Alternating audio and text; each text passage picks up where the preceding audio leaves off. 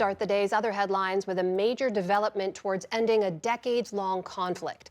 The Democratic Republic of the Congo and Rwanda signed a peace agreement in Washington today. The Trump administration mediated the deal.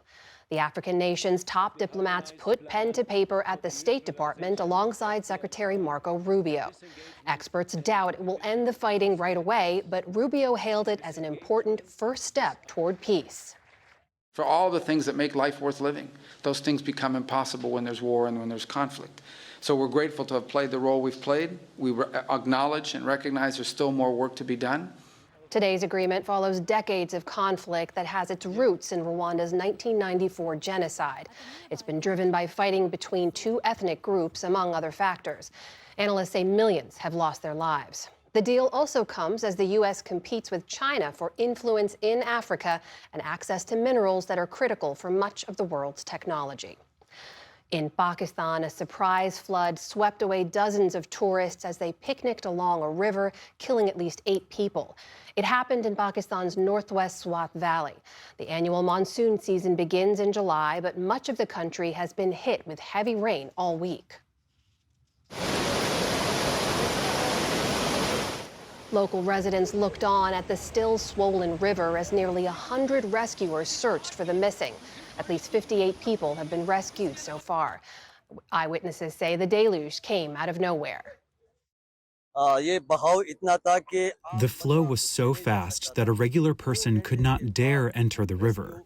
Then the water flow got so strong that it got difficult for even rescue personnel to enter it. Officials say at least 18 people have now died in rain-related incidents across Pakistan in just the past day. Back in this country, Minnesota's former House Speaker Melissa Hortman lay in state today at the Capitol Rotunda in St. Paul. She is the first woman ever to be afforded the honor in Minnesota. Hortman and her husband, Mark, were shot and killed in their home earlier this month in what authorities called a politically motivated attack. Their golden retriever, Gilbert, was also shot and had to be euthanized. Governor Tim Walz and his wife were among the hundreds of mourners who paid their respects. Meanwhile, their accused killer appeared briefly at a federal court just a mile away, though proceedings have been delayed until next week.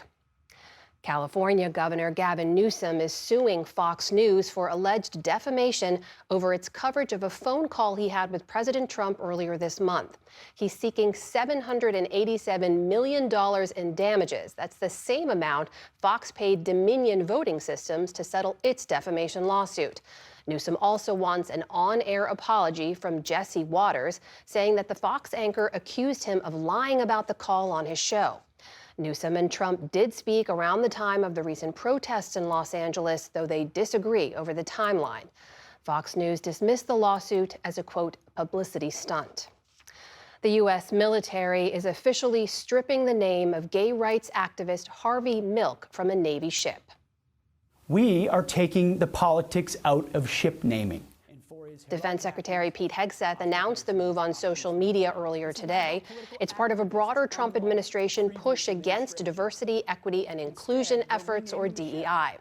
Harvey Milk served in the Navy before entering politics, where he became one of the nation's first openly gay elected officials. He was assassinated in 1978. Hegseth says the ship will be renamed for Oscar V. Peterson, a Navy chief who posthumously received the Medal of Honor for valor during World War II. On Wall Street today, stocks closed at record highs. That's despite President Trump saying he is canceling trade talks with Canada over its plans to tax technology firms starting on Monday.